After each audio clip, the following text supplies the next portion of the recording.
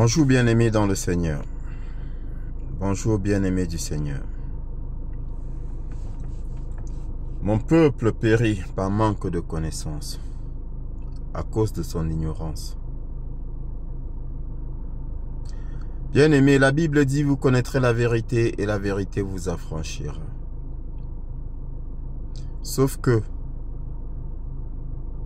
beaucoup, quand ils apprennent la vérité, quand on leur donne la vérité, ils la rejettent.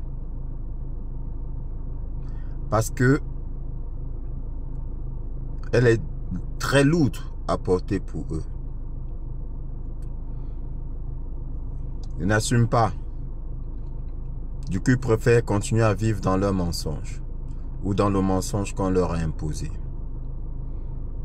Mais s'ils continuent dans ce mensonge-là, c'est parce qu'il leur manque la connaissance. Mon peuple périt par manque de connaissance. Bien-aimé, cette connaissance-là, c'est beaucoup plus la connaissance des choses spirituelles.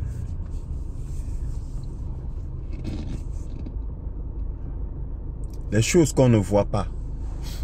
Et parce qu'on ne les voit pas, on pense qu'elles n'existent pas.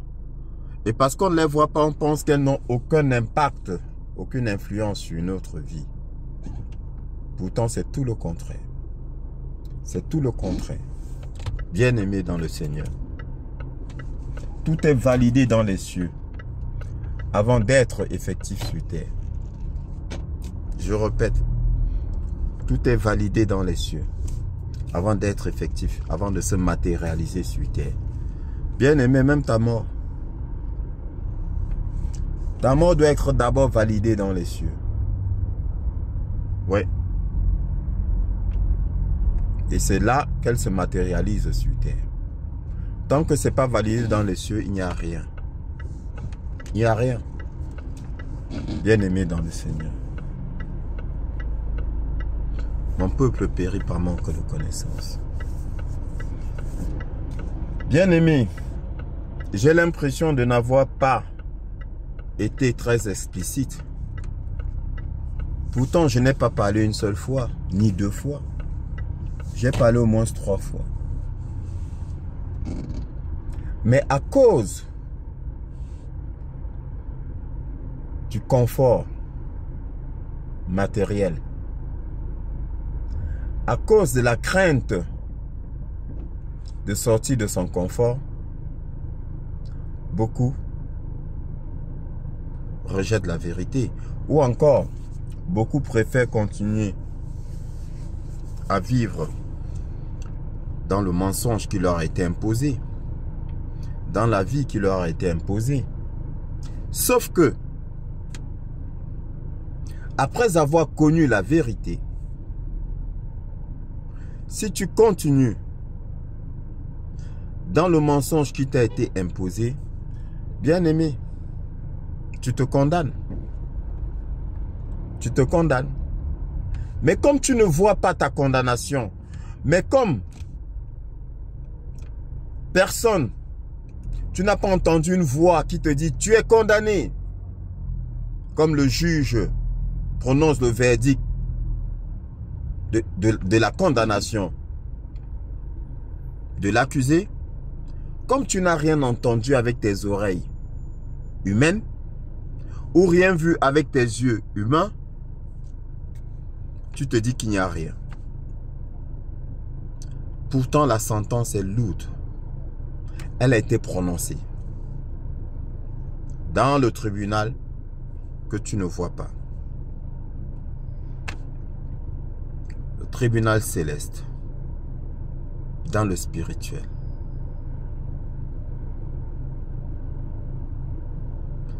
Tu as pensé protéger tes enfants, bien-aimé? Toi, ma soeur? Ou même toi, mon frère? Tu as dit quoi? Je reste pour mes enfants.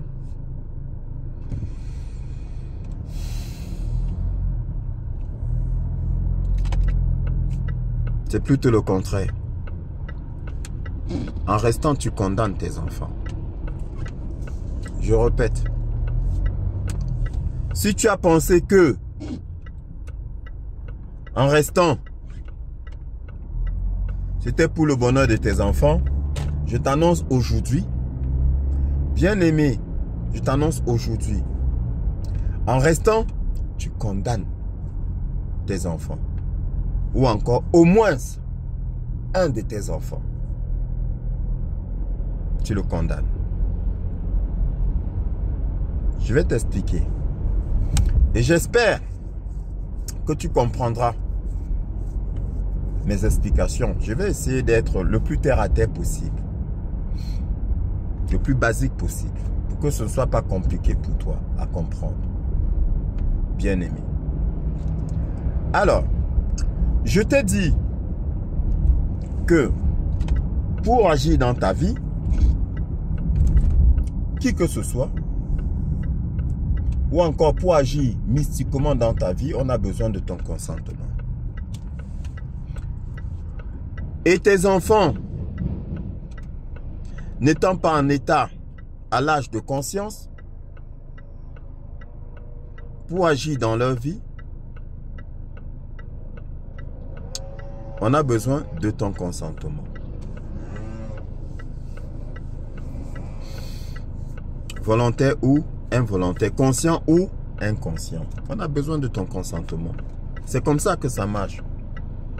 On ne demande pas ton avis. On a besoin de ton consentement. Donc, quand le Seigneur, d'une façon ou d'une autre, te montre que là où tu es, ce n'est pas bon. Quand le Seigneur, d'une façon ou d'une autre, te montre que ton mari là, t'a envoûté. Quand le Seigneur te le montre, bien aimé, tu as deux options. Ou encore, il y a deux options pour toi. Je ne dis pas pour lui. Le fils du démon. Parce que la plupart du temps, ce sont des fils du démon. Après, maintenant, tu as des cas, bien sûr, d'ignorance. Sauf que je te l'ai dit. Sortant de l'ignorance, s'il y reste, il devient fils du démon. Donc, deux options pour toi. Soit ton mari là, ou ton compagnon,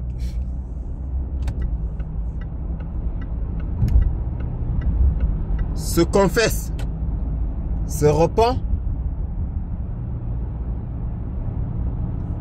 en te demandant pardon, en te révélant tout ce qu'il a fait et en te demandant pardon et maintenant en se soumettant à ta décision, soit il le fait et à ce moment-là, toi tu te dis, ah, vraiment il a fait, malgré tout ce qu'il a commis, il a demandé pardon, il devient une nouvelle créature en acceptant Christ, le Seigneur, il le fait, tu lui pardonnes et tu restes avec lui, pas de problème.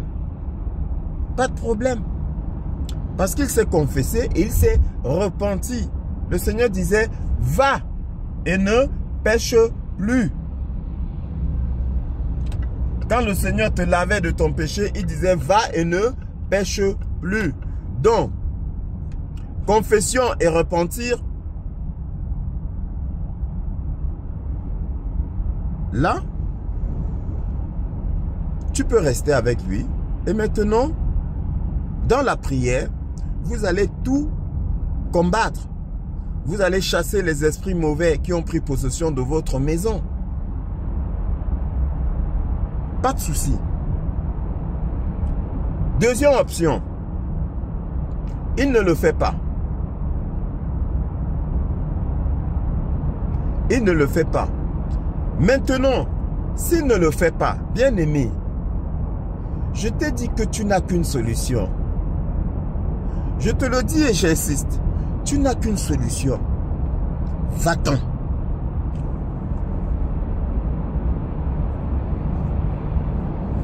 Je répète. S'il refuse, s'il ne se confesse pas et il ne se repent pas, va-t'en. C'est tout ce qui te reste à faire. Je te le dis. Va-t'en.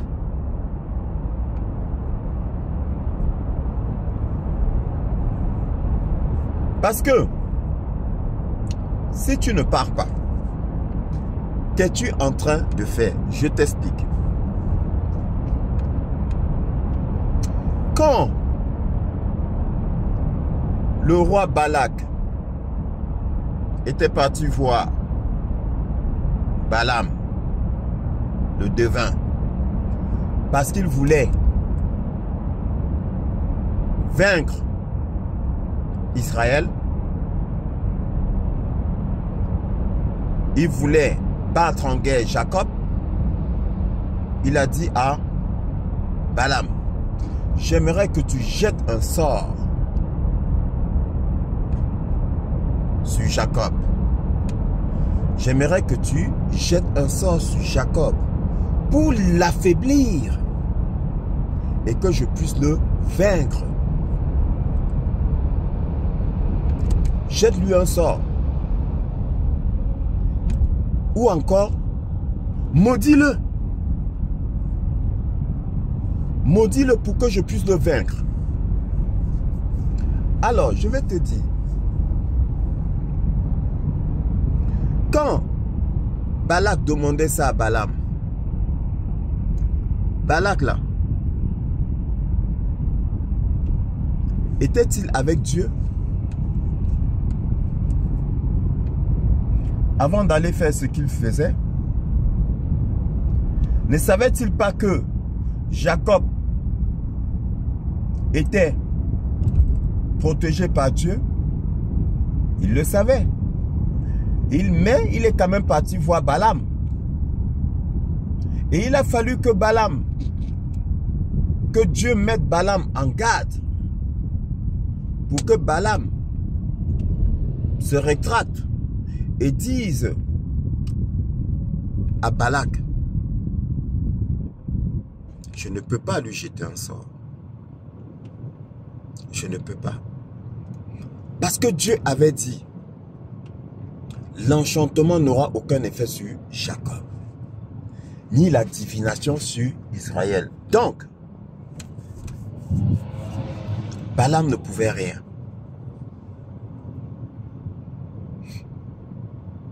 Balak a insisté. Maudis-le. Dieu a mis en garde Balaam.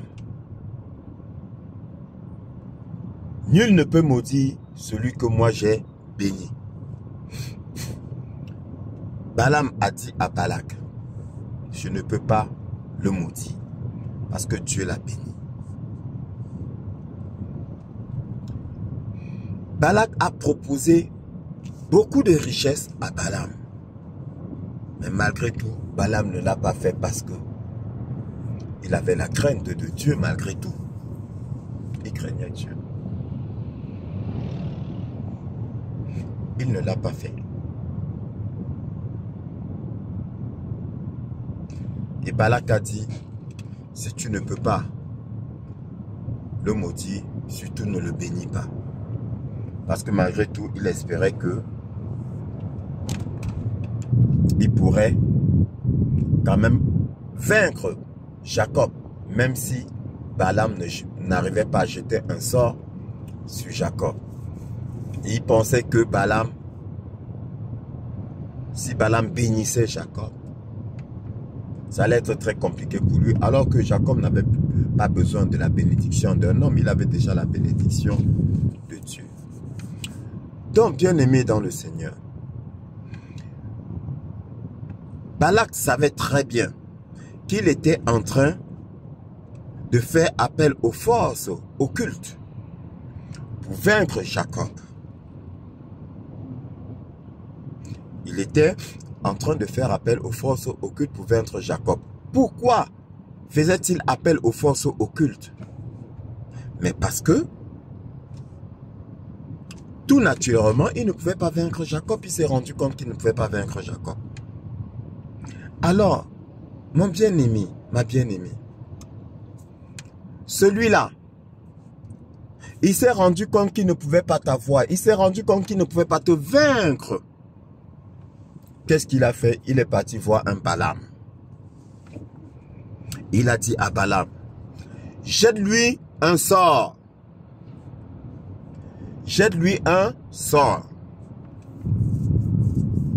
Et voilà ce que Balaam a fait. Balaam a dit, si Dieu le veut. Balaam a regardé. Dieu a voulu. Et il t'a jeté un sort. Sauf que, ce que je t'ai expliqué et que je te réexplique encore aujourd'hui, bien-aimé, le manque de connaissance que tu as est spirituel. Il te manque la connaissance spirituelle. Parce que si tu avais la connaissance spirituelle, bien-aimé, je n'aurais pas besoin de me répéter. On n'aurait pas besoin de te parler deux fois. Donc, quand il va voir un Balaam, est-ce que c'est Dieu qu'il va voir pour t'envoûter là? Est-ce que c'est Dieu qu'il va voir? Voilà la question que tu dois te poser. Mes chers frères et sœurs, voilà la question que vous devez vous poser.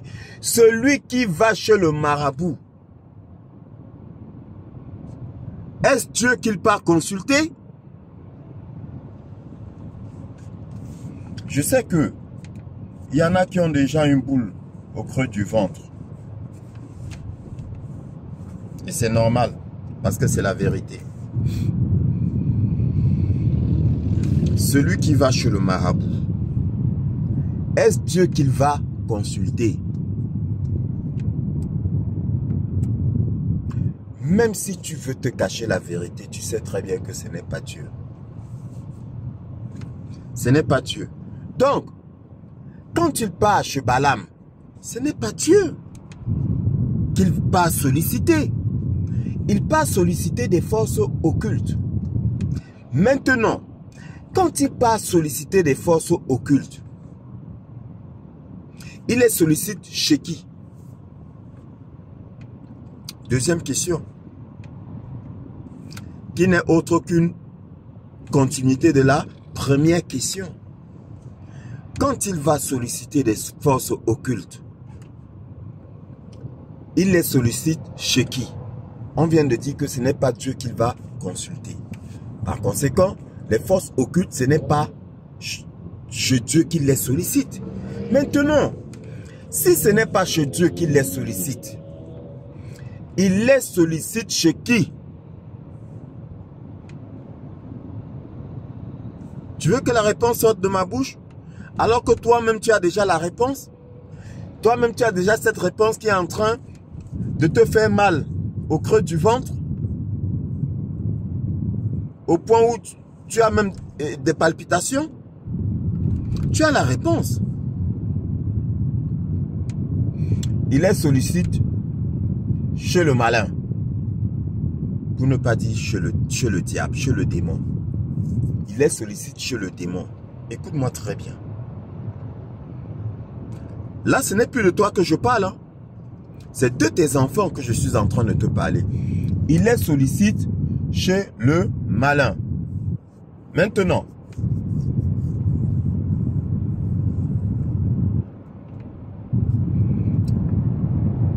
quand il les sollicite chez le malin, pour que le malin agisse, qu'est-ce qui se passe? Bref, si tu veux, Balaam là. Balaam va jouer l'intermédiaire entre le malin et lui. D'accord? Ça, c'est pour celui qui va voir Balaam. Parce qu'il y a d'autres qui sont déjà initiés et qui peuvent entrer directement en contact avec le grand maître des ténèbres lui-même. Mais comme il ne peut pas entrer en contact avec le grand maître des ténèbres, consciemment ou inconsciemment, il va voir Balaam. Et Balaam donc va intercéder pour lui auprès du grand maître des ténèbres. Donc, Balaam rencontre le grand maître des ténèbres et dit: j'ai besoin de tes services pour l'un de mes clients. Ils analysent, ils observent qu'est-ce qu'il veut. Ben, il veut envoûter une enfant de Dieu. Ok. Il va envoûter une enfant de Dieu. Pas de souci. Je vais lui donner l'un de mes agents. ou si l'affaire est sérieuse, je vais lui donner plusieurs de mes agents. Écoute bien. Je vais lui donner plusieurs de mes agents. D'accord? Ok. Bon, pas besoin de lui dire qu'il devra entretenir mes agents. Parce que tout ouvrier mérite son salaire. Il le sait. Puisque son Dieu là, celui dont il chante, il au pluriel bien sûr, dont il chante le nom, le saint nom là leur a dit, tout ouvrier mérite son salaire. Donc, nul n'est censé ignorer la loi. Il le sait. Donc, il doit leur donner leur salaire.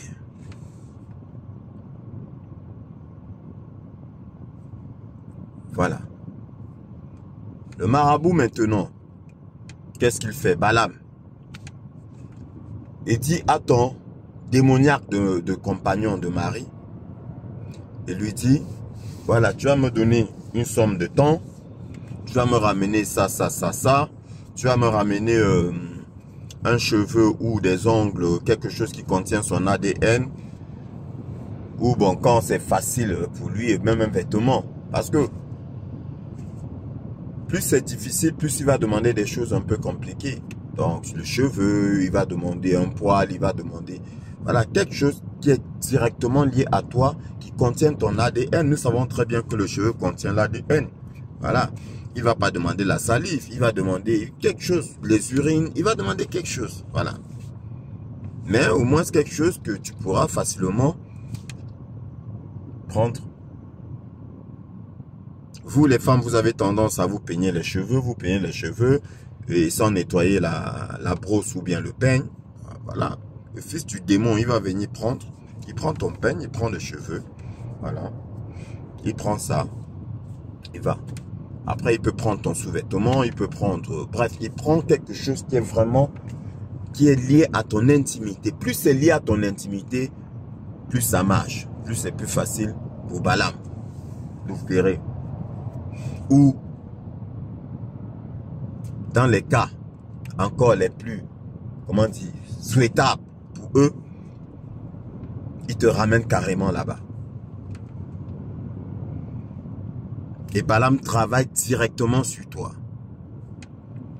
C'est-à-dire, imagine un peu Balaam qui rencontre Jacob, d'accord? Et il travaille directement sur Jacob pour l'affaiblir. C'est ça. Donc, il te ramène carrément là-bas. Il va trouver un motif quelconque. Il t'amadouille, il te ment. Et il t'amène carrément là-bas. Et le Balaam en question, il travaille directement sur toi. Donc, il t'affaiblit. Il te met directement. Il te met directement cet esprit-là en toi. Là, c'est encore plus puissant. Voilà. Donc, il s'alloue dans les services du malin. À travers ses agents, le malin met à son service ses agents. Sauf que, ce que tu n'as pas compris, le malin là, il ne s'arrête pas là. Tu penses qu'il a signé un contrat qui sera respecté, que ce qu'on lui a demandé, ça va s'arrêter là? Non. Non, pas du tout. Le malin ne s'arrête pas là. Parce que, quand il va chez Balaam, c'est une malédiction qu'il met au-dessus de sa tête. Je répète. Quand il va chez Balaam, demander les services, prendre les services démoniaques là, c'est une malédiction qu'il met au-dessus de sa tête et par conséquent au-dessus de la tête de ses enfants, de ses petits-enfants, de ses arrière-petits-enfants, des arrière-petits-enfants.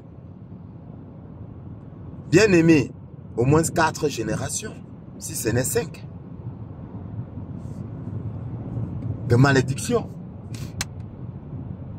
Je te parle de ce qui est écrit. Hein. Bien-aimé, je ne te parle pas de ma pensée. Je répète, je ne parle pas de ma pensée. Je parle de ce qui est écrit. Et je vous ai dit, les enseignements que je vous donne, c'est sur la base de ce qui est écrit. Invoque-moi et je te révélerai les choses cachées que l'œil n'a pas vues et que l'oreille n'a pas entendues, les choses spirituelles, les choses invisibles. Mais ces choses invisibles découlent de la parole de Dieu. C'est-à-dire que invoquer Dieu, c'est lire sa parole et à travers la parole, il va te révéler ces choses. Tu vas comprendre ces choses. Mais c'est ce qui se passe. C'est pour cela que je t'ai pris l'exemple de Balak et de Balaam, qui voulaient maudire, jeter un sort à Jacob. C'est ton histoire. C'est toi, Jacob, qu'on veut affaiblir, qu'on a même affaibli. Lui, c'est Balak. Et le marabout qu'il est parti rencontrer, c'est Balaam. Pourquoi est-ce que la Bible te raconte, te parle de plusieurs personnages? C'est le vécu, c'est ce qui se passe dans notre vie au quotidien. La sortie de l'Égypte, c'est ce que nous faisons au quotidien. Quitter, sortir de la sorcellerie, c'est ce que nous vivons au quotidien. Et comment ça va se passer? On te l'a montré comment ça se passe avec Moïse, qui sortait le peuple de l'Égypte. C'est comme ça que ça se passe. Quelqu'un qui vient te sortir de ta captivité. En fait, c'est ça. Mais tu n'as pas compris. Donc, c'est sur la base de la parole de Dieu. Donc, il va choper la malédiction. Et comme le malin est malin, c'est un menteur. Le diable est un menteur et un voleur. Il est menteur dès le commencement. Dès le commencement. On dit que il est écrit qu'il était...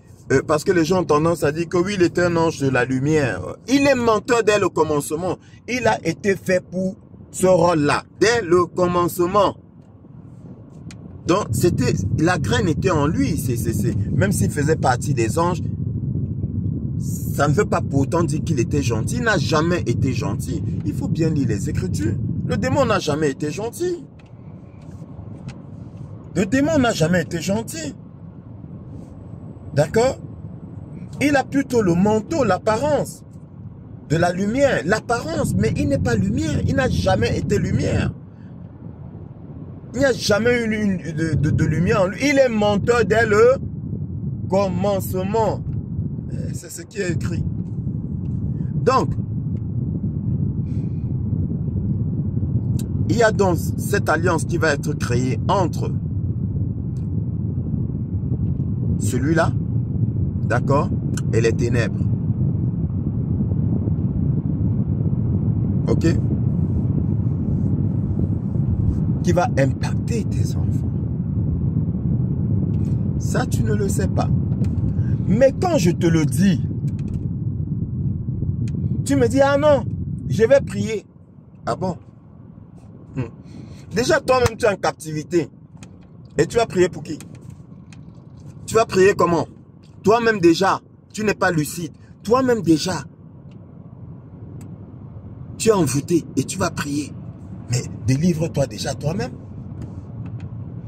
Délivre-toi déjà toi-même. Sois d'abord libre avant de penser libérer tes enfants.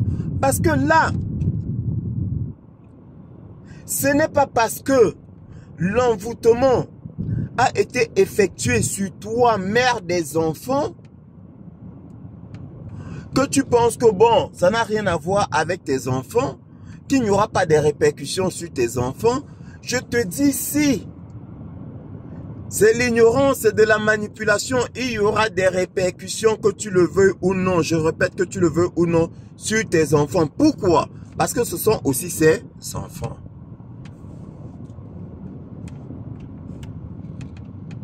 Ce ne sont pas tes enfants à toi toute seule. Ce sont aussi ses enfants. Ah oui?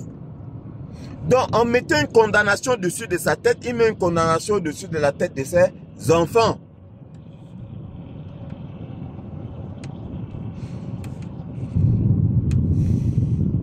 Donc il a pactisé avec le démon. Maintenant, toi, le Seigneur te montre qu'il l'a fait. Et tu as les preuves, la conviction. Parce que quand le Seigneur te montre, bien-aimé, tes yeux s'ouvrent. Et tu vois tout ce qui s'est passé. Et tu te poses même la question, mais comment j'ai pas pu voir ça? Ah oui, quand Dieu t'ouvre les yeux là, bien-aimé, tu rentres en arrière dès le commencement, les premiers jours de votre relation, et tout s'éclaire. Tout ce qu'il venait te donner, oui, lave-toi avec ça, ou bien tu bois ça, non, on m'a envoyé ça, c'est maman qui m'a envoyé ça. Comme tu as des problèmes de vente, ça va aider, ça va t'aider. Ou bien comme tu as des problèmes de ceci, ça va t'aider. Ou bien, tout ça, ça te revient. Et tu vois les incohérences. Tu vois les incohérences. Parce que Dieu n'aime pas qu'on confonde ses serviteurs. Donc si moi, serviteur de Dieu, je viens te révéler quelque chose pour que on ne me pointe pas du doigt comme un charlatan, comme un vendeur de tapis en Orient. Le Seigneur va te révéler à toi maintenant ces choses-là qui vont venir confirmer mes accusations. C'est comme ça. C'est pour cela que je suis tranquille.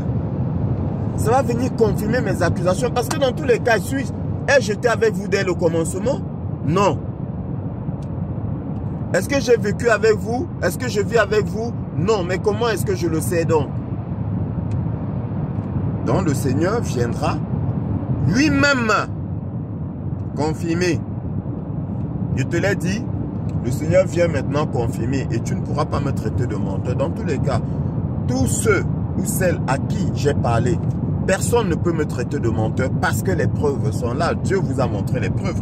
Même si vous n'êtes pas venu après me le dire, Dieu vous a montré les preuves. Maintenant, Dieu vous montre les preuves. Donc toi, maintenant tu dis, non vraiment, dans tous les cas, je préfère rester pour mes enfants.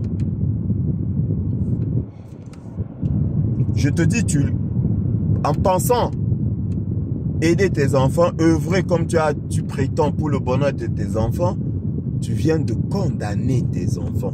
Tu viens de donner alors définitivement ton consentement pour que tes enfants appartiennent aux malins.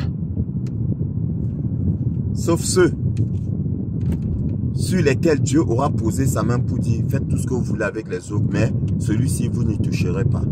C'est tout.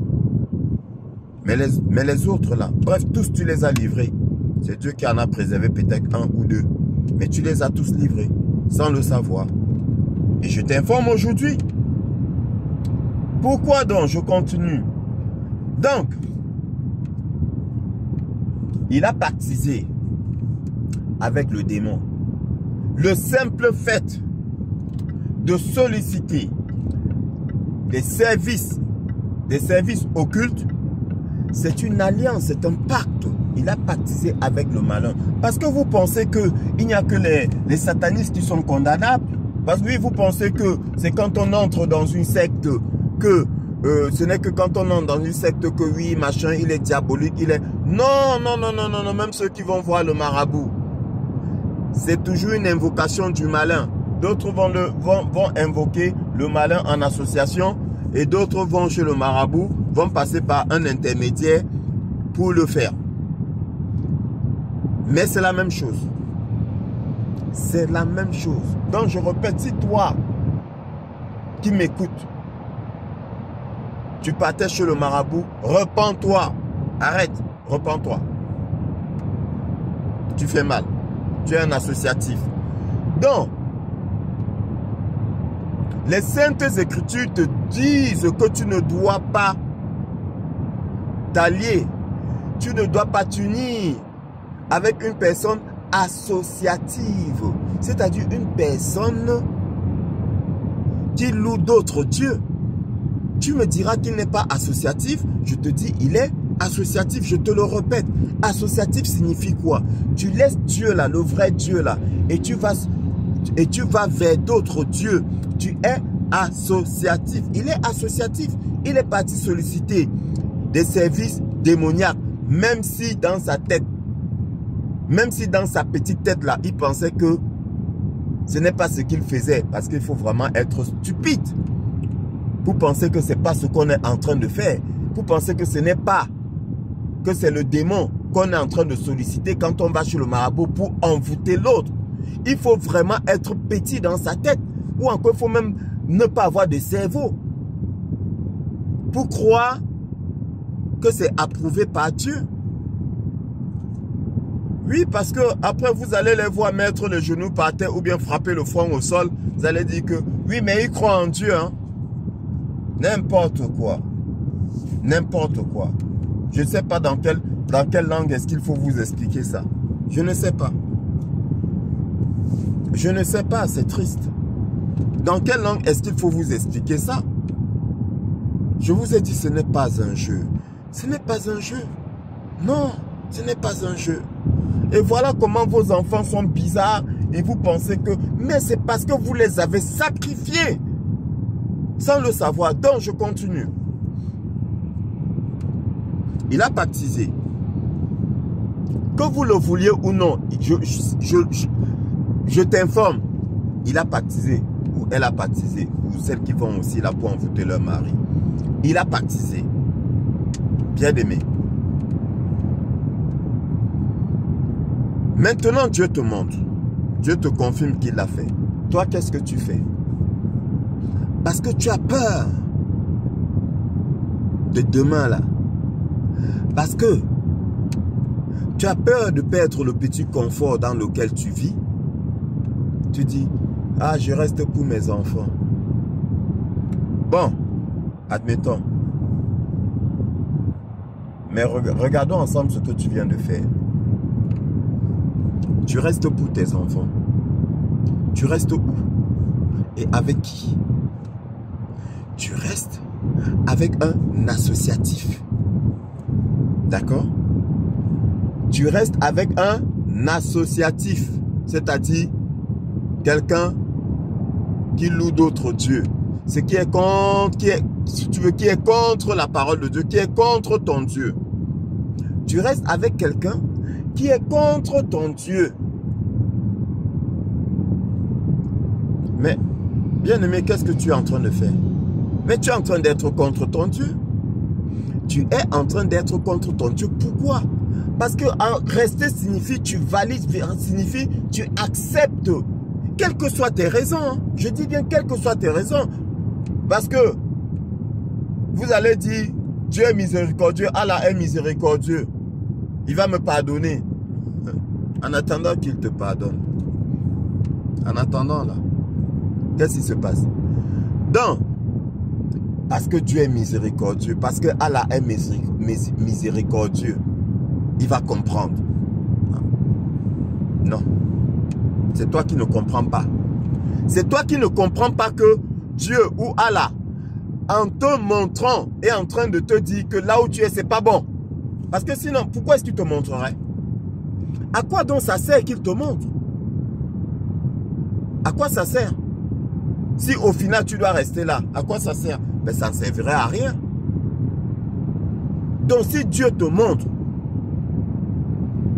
que il est associatif, Dieu est en train de te montrer que tu es à un endroit qui n'est pas bon. Soit vous assainissez l'endroit ensemble, vous purifiez l'endroit ensemble, vous purifiez la relation pour préserver vos enfants, soit tu t'en vas. Pour te préserver et aussi pour préserver tes enfants. Parce que quand tu restes donc, comme j'ai dit, tu es en train d'être d'accord avec lui. Donc, tu participes à ses mauvaises œuvres. Tu participes à ses mauvaises œuvres. Donc, ils viennent de recevoir le consentement du père et le consentement de la mère. Est-ce que tu me suis? Il vient de recevoir le consentement du père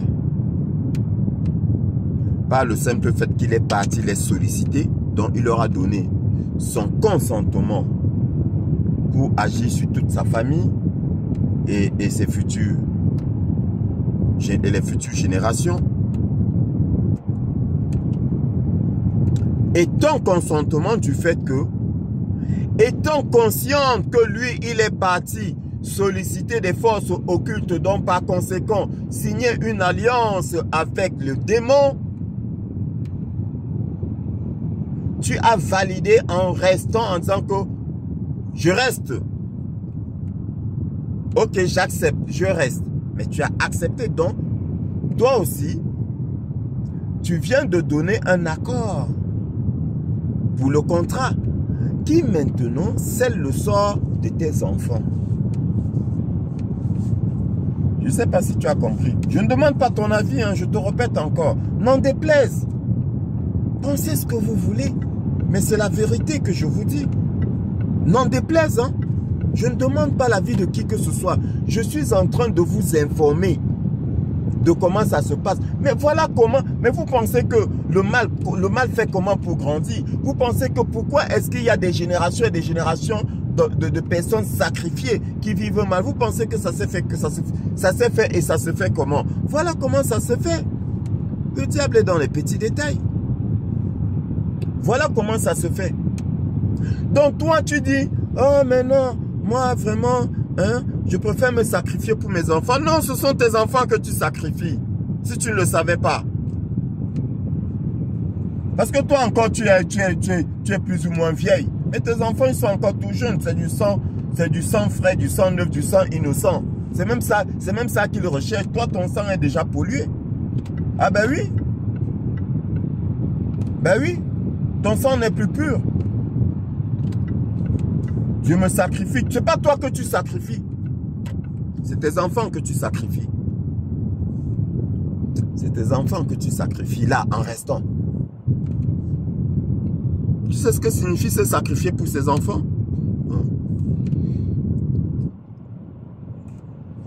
Je te le raconterai dans un autre enseignement et en te racontant une histoire vraie que j'ai vécue. Et je vais t'expliquer ce que signifie se sacrifier pour ses enfants. On ne se sacrifie pas pour ses enfants en restant. Tout au contraire. Je dis bien tout au contraire. Et je t'expliquerai. Donc en restant, tu n'es pas en train de te sacrifier pour tes enfants. Faux. Faux. C'est ton confort. C'est une excuse qui t'arrange. Parce que dans tous les cas, je t'ai déjà démontré que celle qui dit que je préfère souffrir pour le bonheur de mes enfants, c'est faux parce que je t'ai dit, du simple fait que tu souffres, tes enfants ne peuvent pas être heureux. Ça, je te l'ai déjà expliqué, démontré, je ne vais plus réexpliquer. Mais c'est une évidence. C'est une évidence. Une mère qui souffre, ses enfants souffrent. Et en restant dans la souffrance, tu condamnes, en fait tu es en train d'augmenter la souffrance de tes enfants et demain ne sois pas surprise que tes enfants virent de bord comme j'ai dit, qu'ils deviennent, qu'ils aient d'autres penchants. Ne sois pas surprise. Ou bien qu'ils décident de ne pas se marier. Ne sois pas surprise. Et tu diras que, ah je ne comprends pas, comment ça, ah bon tu comprends pas? Tu ne comprends pas? Qu'est-ce que tu leur as offert comme univers? Qu'est-ce que tu leur as offert comme milieu de vie? Qu'est-ce que tu leur as offert? Était-ce un milieu sain, propice au bonheur, à la paix? Pas du tout. Pas du tout. Donc, malgré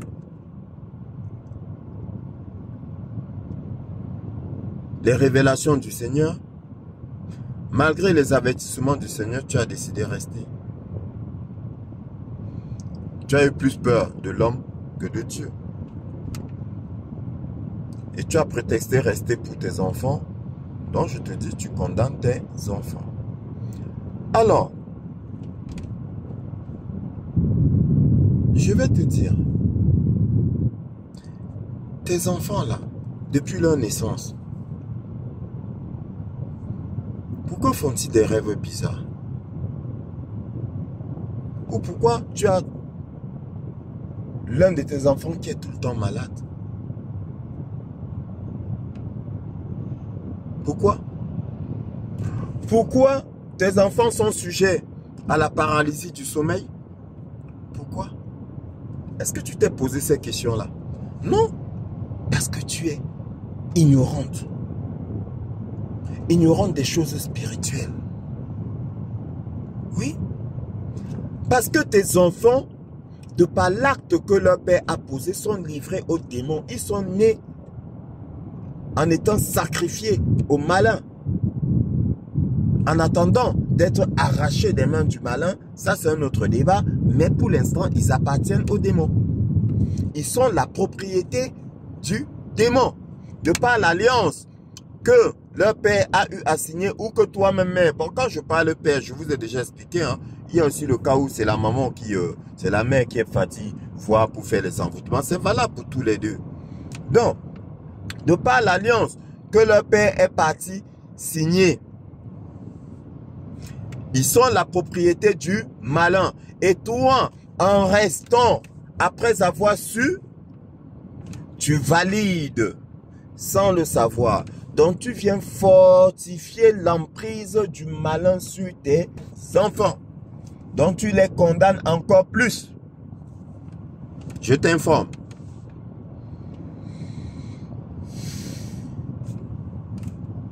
Remarque que tes enfants, ils grandissent, ils ont des comportements bizarres. Des fréquentations bizarres. Ou encore leur vie ne donne pas vraiment. Ou encore, celui qui a une vie qui a semblé, qui semble avoir donné, comme on dit couramment, parce que vous, dès lors que l'enfant a beaucoup d'argent, vous pensez qu'il est béni. Dès lors que l'enfant a beaucoup d'argent, vous pensez que ça va. Parce que vous allez dire, oh, le serviteur raconte n'importe quoi. Mes enfants, ils sont riches et tout. Ah oui, allez regarder ce qu'il y a derrière leur richesse. Parce que c'est une transmission de gènes. Parce que c'est héréditaire. Parce que c'est un héritage. Donc, il va transmettre ça à au moins un de ses enfants. Avec ton accord. Tu as validé. Tu as validé. Ton enfant va fréquenter Balaam ou voir tes enfants comme leur père.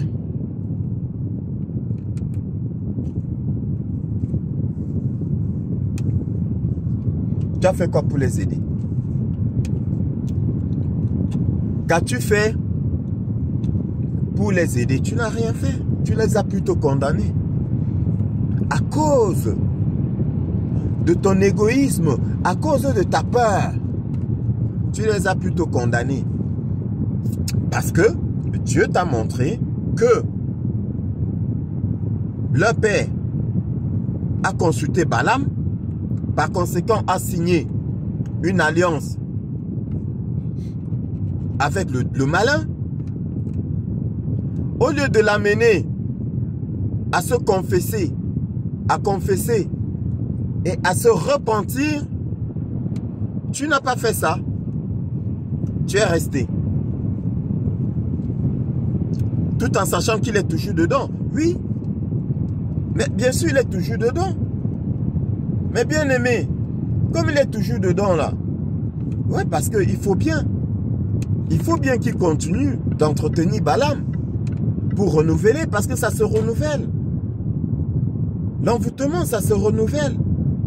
Il est obligé de renouveler.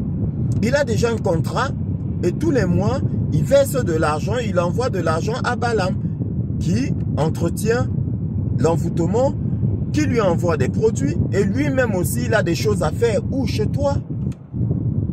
Il met ses genoux par terre ou bien son front par terre pour prier. Tu penses que c'est Dieu qu'il prie? Il est en train de réciter ses incantations pour maintenir son envoûtement, son emprise sur toi, voire sur vous avec les enfants. Parce que sois sûr d'une chose, c'est que parmi les enfants qui naissent, il y a très souvent un qui le combat.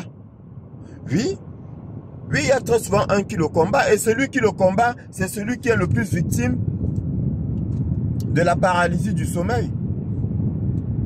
À chaque fois, ils vont le paralyser pour aspirer son énergie ou bien pour essayer de l'initier. Tu me parles de quoi? Que tu restes pour tes enfants? N'importe quoi. N'importe quoi. Donc, tu condamnes tes enfants. Et c'est pour cela que tes enfants sont bizarres. Je parle, je sais qu'il y a beaucoup qui se reconnaissent dans ce que je dis. Je suis sûr de moi. Parce que c'est la vérité. C'est la vérité. Donc quand ton enfant te dit, oh maman, je fais des cauchemars depuis qu'il est né, il fait des cauchemars. Depuis qu'il est né, il a une nuit perturbée. Ou bien depuis qu'il est né, il est malade. Tu penses que c'est pour rien? N'importe quoi.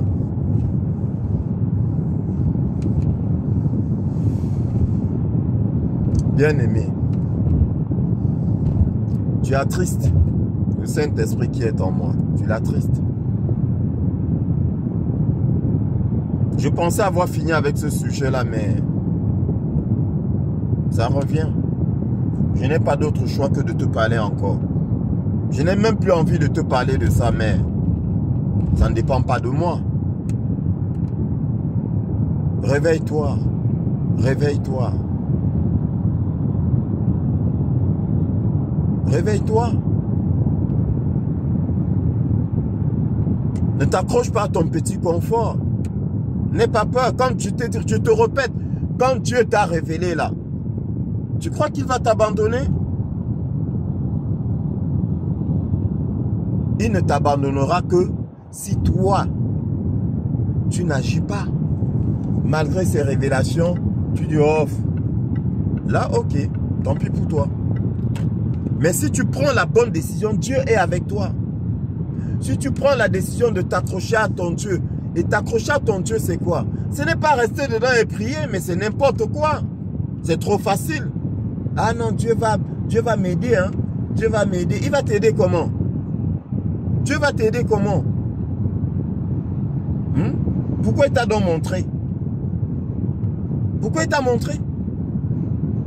Il aurait mieux fallu pour toi qu'il ne te montre même pas. Oui, te laisser dans l'ignorance. C'est encore mieux d'être dans l'ignorance que de savoir et de préférer continuer. Parce que là, comme je dis, tu valides. Tu valides. Donc, tes enfants sont bizarres. Il y en a un qui dort à peine. Toutes les nuits, il est attaqué par des démons. Oui, toutes les nuits, il est attaqué par des démons. Et tu dis, ah, c'est son imagination. Il te dit, ah, maman, les démons, j'ai vu les démons, ils sont venus me chercher. Ou bien j'ai combattu les démons et toi, tu dis, oh, c'est l'imagination de l'enfant. D'autres vont dire que, oui, parce qu'il regarde trop les films. Quel film? N'importe quoi. La vérité est là tous les jours, devant toi. L'enfant te dit la vérité devant tous les jours. Mais tu préfères mettre la main comme ça sur les yeux ou faire comme ça sur l'oreille pour faire semblant de ne pas voir ou faire semblant de ne pas entendre. Parce que tu as peur. Parce que tu as peur. Tu as peur de souffrir. Mais tu es déjà dans la souffrance. Oui. Mais il vaut mieux souffrir et sauver son âme que de souffrir tout en livrant son âme. Oui. Parce que tu deviens associative, toi aussi. tu deviens associative. Je te répète, je l'ai dit. Si toi, ton conjoint ou ta conjointe a signé une alliance avec le démon, soit il se repent pour déchirer cette alliance, soit tu t'en vas. Je dis tu t'en vas. Sinon, tant pis pour toi et tant pis pour tes enfants, tu ne les sauveras pas. Certainement pas comme ça. Ce n'est pas possible. Ce n'est pas possible. Tu ne vas pas combattre le diable tout en continuant à manger à la table du diable. À manger la nourriture préparée par le diable. Au fait, par le diable, tu me parles de quoi? N'importe quoi. Qui t'a menti? Qui t'a trompé? Combattre le diable, c'est dire non au diable. Ah oui. Combattre le diable, c'est dire non à l'abondance qu'il te donne et manger ton pain noir, ton pain rassis avec de l'eau. C'est ça combattre le diable. Vous pensez que combattre le diable, c'est se mettre à prier, prier tout le temps? Non, non, non. C'est dire non en action. Dis non, pas des actes. Mon cher mari, tu as pactisé avec le démon. Franchement, j'aimerais que tu te repentes, que tu fasses machine arrière, ou alors je me désolidarise de toi. Combattre le démon, c'est te désolidariser. Dis que bon, ok, comme tu ne veux pas changer, je préfère me laver les mains comme Ponce Pilate et partir. Et pas que tu dis que tu restes là et tu combats. Tu restes là, tu combats, mais c'est n'importe quoi. Tu restes là, tu valides. Tu es d'accord. Oui, tu es d'accord. Et tu es d'accord qu'on abuse de tes enfants. Tu es d'accord qu'on abuse de tes enfants. Et demain, qu'est-ce que tu diras? Après-demain, tu vas plutôt aggraver le sort de tes enfants. Pourquoi? Parce que plus les jours passent, plus ils ont une grosse emprise sur ton enfant. Et puis demain, l'enfant vient. L'enfant grandit et l'enfant a toujours des rêves bizarres. Et puis finalement, tu te rends compte que l'enfant a un esprit en lui. Et tu fais quoi? À ce moment, tu fais quoi? Tu l'amènes chez un marabout. Donc tu aggraves encore son cas. Oui, j'ai eu un cas comme ça. Au lieu de se désolidariser pour sauver son enfant, ah, je prie. Ah bon, ok, d'accord. L'enfant a des problèmes. Cauchemar sur cauchemar. Je lui dis, ok, on va prier pour ton enfant. Non, je connais un marabout. Alors déjà, tu as été prévenu la première fois. Tu n'as pas écouté. Dieu est miséricordieux. La deuxième fois, Dieu dit que, ok, on va prier. Non, tu n'as pas cru en la prière. Tu dis que tu connais un marabout. Tu payes des milliers d'euros. Et au final, l'enfant en est où?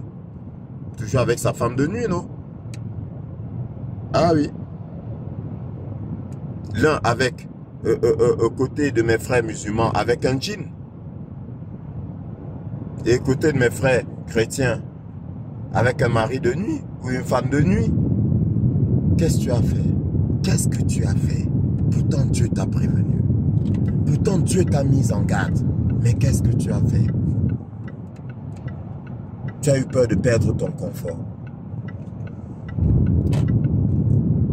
Et après, tu vas essayer de convaincre qui? Moi, serviteur de Dieu, non. Je t'ai dit ce que Dieu avait dit. Ce que Dieu a montré. Je t'ai révélé, c'est tout. Maintenant, tu vois avec Dieu. Hein. Tu vois avec Dieu. C'est pas, tu vas convaincre moi. Je fais mon travail. C'est Dieu qu'il faut convaincre. Ce n'est plus les hommes. Hein. À ce moment-là, c'est Dieu qu'il faut convaincre.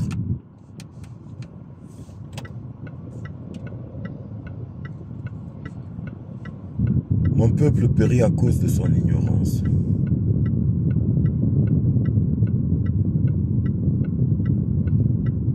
Demain, Je t'expliquerai comment est-ce qu'on se sacrifie pour ses enfants.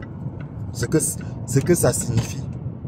Se sacrifier pour ses enfants. Je vais t'expliquer. Ce que tu as fait là, ce n'est pas un sacrifice, c'est n'importe quoi. Ce n'est pas un sacrifice. Ce que tu as fait, tu as juste eu peur de ton lendemain. Tu as juste eu peur de ce que tu allais devenir. Oui. Que si tu t'en allais, tu vas partir où avec tes enfants? Vous allez manger quoi? Vous allez loger où? Vous allez manger quoi? C'est ça qui t'a effrayé, c'est tout. Ce n'est pas... C'est pas autre chose. Hein. Tu t'es pas sacrifié pour tes enfants. Je vais t'expliquer ce que ça signifie de sacrifier pour tes enfants. Bien-aimé dans le Seigneur, il y a trop de choses à dire. Mais je te répète.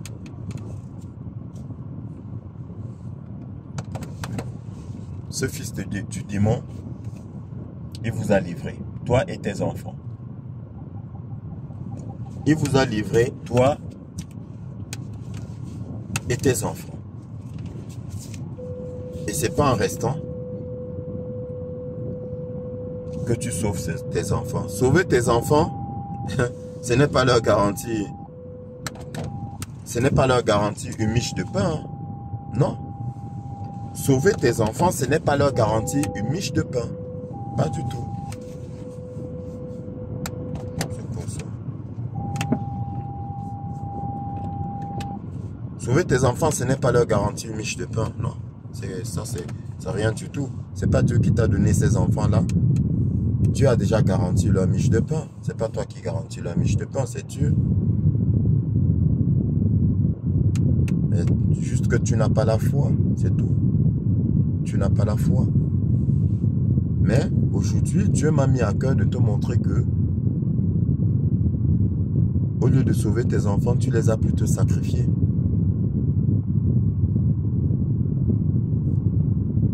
À un moment donné, qu'est-ce qu'il va falloir? Juste espérer la miséricorde du Seigneur, comme Allah est miséricordieux. C'est ce qu'on dit toujours. Ah, il est miséricordieux. Ah, Dieu est miséricordieux. Il fera grâce. Il va pardonner. On se cache toujours derrière ça. Et on ne prend pas des bonnes décisions. Parce qu'on a peur. On a peur de demain. De ce qu'on va devenir. Voilà. C'est ça. Le ventre. Ça nous fait peur. Le petit confort. Ou encore, qu'est-ce qu'on dira? Que je suis séparé.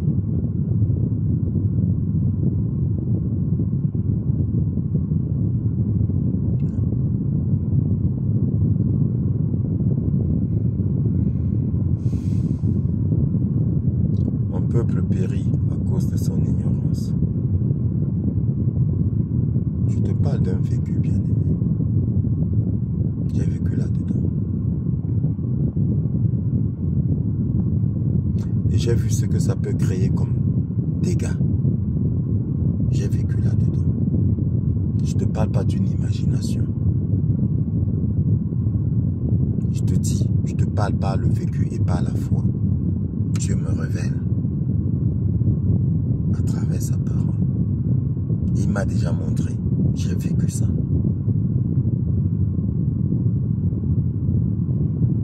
Oui, bien-aimé. C'est pour ça que je suis très bien placé pour te dire ce que tu fais, ce n'est pas un sacrifice. Faux. Faux. Ce n'est pas un sacrifice. C'est la recherche du confort, d'une certaine sécurité matérielle. En fait, c'est ça que tu as fait. C'est ça que tu fais. Ce n'est pas le sacrifice. Non. J'ai eu le témoignage d'une de mes soeurs bien-aimées qui m'avait dit, bien-aimé serviteur de Dieu, ce que tu dis est vrai. J'ai fui ce démon avec mes enfants. Voilà ce qu'elle a fait. Elle a fait un sacrifice. Elle a dit, je ne reste pas là-dedans. Il faut que je protège mes enfants. Même s'il faut que moi je souffre. Je dois protéger mes enfants. Et elle a dégagé ses enfants de cette alliance-là. Et c'est ce que je te demande de faire. Je ne sais pas de toi que je parle. Je te parle de tes enfants. Bien aimé, j'ai été enfant. Avec des frères. J'ai été enfant.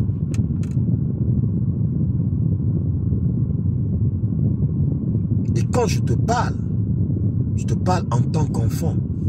C'est ton enfant qui te parle. Maman, sors-moi de là. Parce que si Dieu ne me donne pas le cœur de l'enfant, si Dieu ne me donne pas le cœur de la femme, si Dieu ne me donne pas le cœur de l'homme, si Dieu ne me donne pas le cœur de l'opprimé, comment est-ce que je peux comprendre ces choses? Et comment est-ce que je peux expliquer ces choses et révéler ces choses? Ce n'est pas possible. Dieu me donne tous les cœurs. Et là, aujourd'hui, c'est l'enfant, le cœur de l'enfant. C'est avec le cœur de l'enfant que je te parle. Je te parle en tant qu'enfant, vivant là-dedans. Ou encore ayant vécu là-dedans. Et je sais ce que tes enfants demain vont devenir, sinon par la grâce de Dieu. Je sais ce qu'ils vont devenir, sinon pas la grâce de Dieu. Et tu diras que c'est la faute à qui? Alors, père, fils du démon? Non, pas qu'à lui. C'est de ta faute aussi. Tu n'as pas eu le courage. Tu n'as pas eu le courage d'agir. Parce que tu pensais à toi-même. Tu croyais penser à eux faux. C'est à toi-même que tu pensais. Et tu te cachais derrière eux pour dire, ah non, vraiment, je reste pour le bonheur de mes enfants. Faux, faux. Parce que je vais te dire, pour terminer, parce que là je suis un peu long, je vais te dire, si Dieu t'avait donné beaucoup d'argent là, ne serais-tu pas parti? Tu serais parti. Oui. Tu serais parti. Tu aurais dégagé de là. Ou encore toi, qui reste pour qu'on ne dise pas que tu es femme divorcée. Si Dieu t'avait donné un autre, présenté un autre mari là que tiens, vas-y, pars avec lui. Ne serais-tu pas parti? Tu serais parti. Donc c'est pas pour tes enfants que tu restes. Tu penses rester pour tes enfants, mais c'est pas pour eux. Puisque beaucoup parmi vous, qu'est-ce qu'il apporte à tes enfants? C'est encore toi qui fais tout pour les enfants, non? Alors, ça change quoi? Physiquement, ça change quoi? Visuellement, ça change quoi? Mais spirituellement, ça change beaucoup. Spirituellement, ça change beaucoup parce que ton nom est important. Ah oui. Ton nom est important pour que tes enfants ne soient pas condamnés. Ton nom est important. Je refuse. Je refuse de laisser mes enfants subir cela. Je refuse que cela n'impacte mes enfants. Je refuse que leur nom soit inscrit dans le livre de la mort. Je refuse. Je suis là, mais je refuse. Quitte à aller vivre à l'angle d'un toit, je refuse. Je refuse. Mais tu n'as pas fait ça.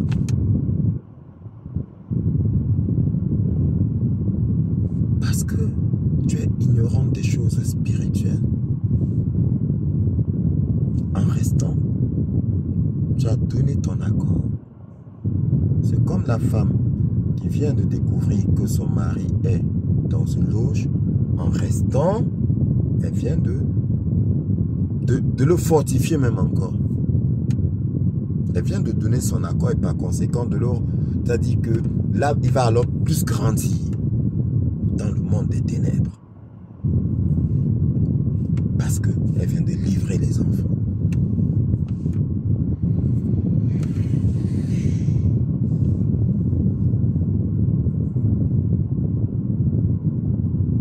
Bien-aimé dans le Seigneur, Je te l'ai dit. Ton humble serviteur a vécu beaucoup de choses.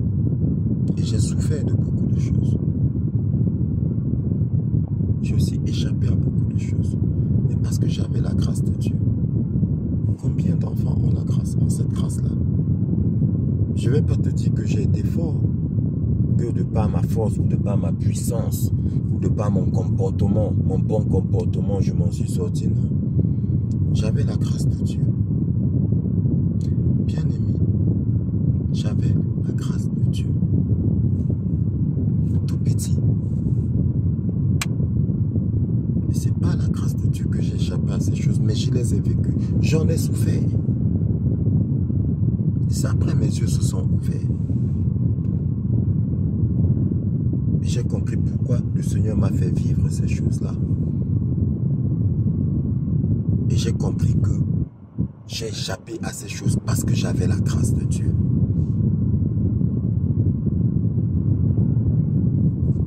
Mais combien ont cette grâce de Dieu?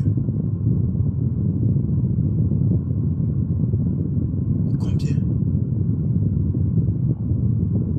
Parce que je n'étais pas le seul enfant à ma mère. Combien ont eu la grâce que j'ai eue?